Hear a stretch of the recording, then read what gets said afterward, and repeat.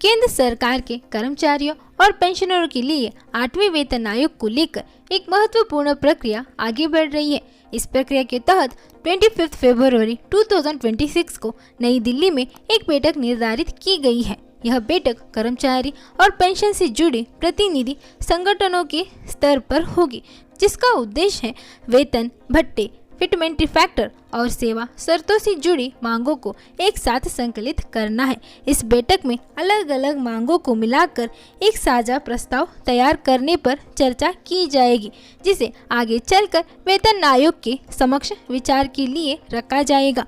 और तो यह बैठक इसीलिए अहम मानी जा रही है क्योंकि यही से 8वें वेतन आयोग से जुड़ी चर्चाओं को औपचारिक रूप देने की प्रक्रिया शुरू होगी और प्रतिनिधि संगठन वेतन में संशोधन, फिटमेंट फैक्टर में सुधार, भत्तों की समीक्षा और पेंशन से जुड़ी मुद्दों पर अपने सुझाव प्रस्ताव करेंगे। यह पूरा चरण चर्चा और परामर्श पर आधारित है, जिसमें किसी भी तरह का अंतिम निर्णय तुरंत नहीं लिया जाएगा।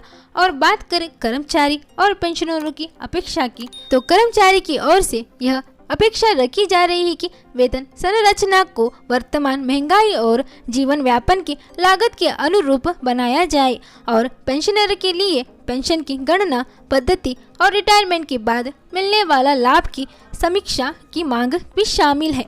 इन सभी विषयों पर विचार विमर्श के बाद ही कोई ठोस प्रस्ताव आगे बढ़ाया जाएगा और तो 25 फरवरी की बैठक के बाद साझा प्रस्ताव को औपचारिक रूप से तैयार किया जाएगा। इसके बाद वेतन आयोग वेतन और पेंशन ढांचे की समीक्षा करेगा और समय आने पर अपनी सिफारिश देगा। इस सिफारिश को सरकार द्वारा मंजूरी मिलने के बाद ही लागू किया जाएगा।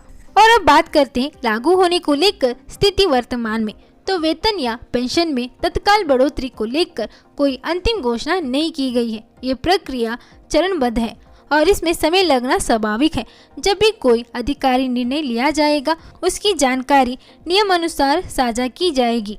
और अब 8वें वेतन आयोग से जुड़ी प्रक्रिया आगे बढ़ रही है, लेकिन अभी यह चर्चा और प्रस्ताव के स्तर पर है। तो 25 फरवरी 2026 की बैठक एक महत्वपूर्ण कदम है, जिसके बाद आगे की दिशा स्पष्ट होगी। कर्मचारी और पेंशनरों के लिए आने वाला समय अहम रहने वाला है।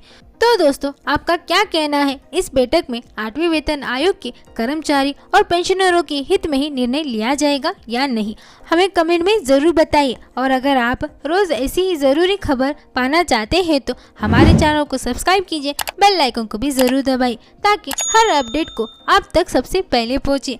और अगर आपको ये वीडियो उपयोगी लगी हो तो लाइक शेयर करना ना भूलें। तो मिलते हैं हम आपसे अगले वीडियो में। जय हिंद, जय भारत।